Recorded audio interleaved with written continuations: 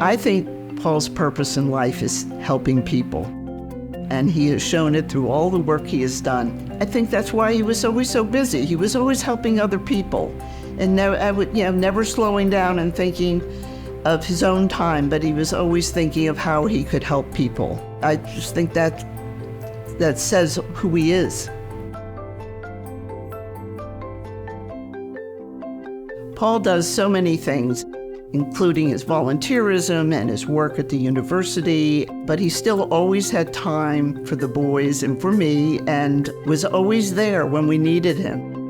Obviously, he was involved with philanthropy. He enjoyed serving on boards, including Touro Hospital, very much.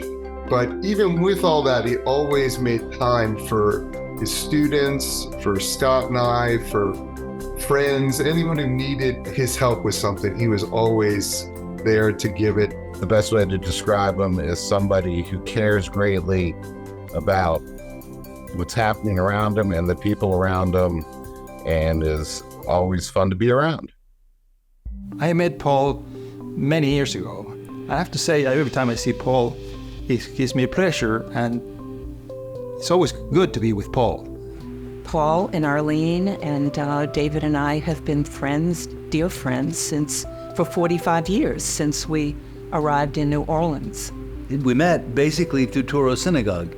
Paul was an active member and later on became president of Touro Synagogue, tremendously effective as a president, as he has been in all his leadership roles in the community. It was not that long after we moved here, he had mentioned to someone about his volunteerism in Philadelphia, and that evolved into starting his work at Jewish Family Service, and then he became chair of that board, also at the synagogue.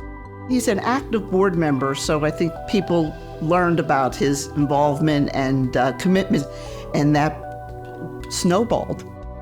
The day he was asked to come on the Touro Infirmary board was a very momentous occasion for him. He was very excited about that. My first interactions with Paul was through medical staff and hospital leadership. This was actually my first experience with someone without medical knowledge being asked to review and give feedback on medical data. And I think the way he navigated it successfully was he asked a lot of questions, all with the goal of protecting patients. So when they come into our hospital, they leave our hospital in better condition. Paul has a wonderful ability to assess a problem and an issue. That goes back to, I think, his legal training. He is a great listener. He's also a great advice giver. Is Paul an advice giver? Constantly. Paul lets you know what you should do. It's one of the great parts of Paul, and one of the most interesting parts of Paul, too, is advice. Paul was active on the board, later on became chairman of the board, and had visionary ideas about the direction that Touro Infirmary, interestingly, being the president of Touro Synagogue and Touro Infirmary, he worked wonders. Paul has been very instrumental in many of the accomplishments of the institution.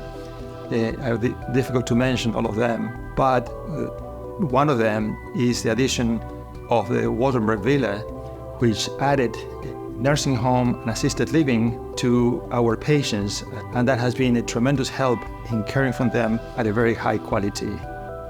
Paul has had his health issues, and that has actually sort of guided him to dedicate himself to some aspects of medical care, like, for example, patients who experience aphasia after experiencing a stroke.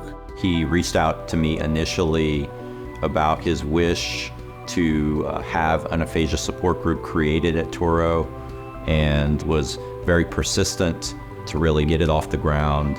The aphasia support group is important to Paul because he didn't have it when he first had his stroke. It would have been so useful for both of us, me as the caregiver and for Paul to understand what he was going through. And that's just a perfect example of when something happens to him like that, he wants to turn it into something that could help others. Paul winning this award this year is just amazing. He has been in awe of the people who have won it. I think it means an awful lot to him to be a part of this very prestigious group. As a past recipient of the award, I would say that it makes you feel that not only you're recognized, but also reminds him of what was the importance and how much his actions had actually affected and influenced the growth of the institution. I think Paul is rejoicing in this beautiful moment. He's so loyal to the institution. He's so happy for it. Congratulations, Paul, on this award. It is well deserved, probably a long time coming. Congratulations to you. You should be very happy. We all recognize all your efforts. Paul, you truly deserve this honor, and we love you so much. It's great to know you as my friend. Sweetheart, mazel tov. This is a fabulous honor and so well deserved, and we are so very, very proud of you. Dad, couldn't be more proud of you. You've given so much to us and so much to the community that we are just thrilled to see you recognized in this way. I want to congratulate you on this great honor. You deserve it. This kind of award just shows how great a person you are, and I love you so much. And just don't cry. Don't cry about this. This is a happy occasion.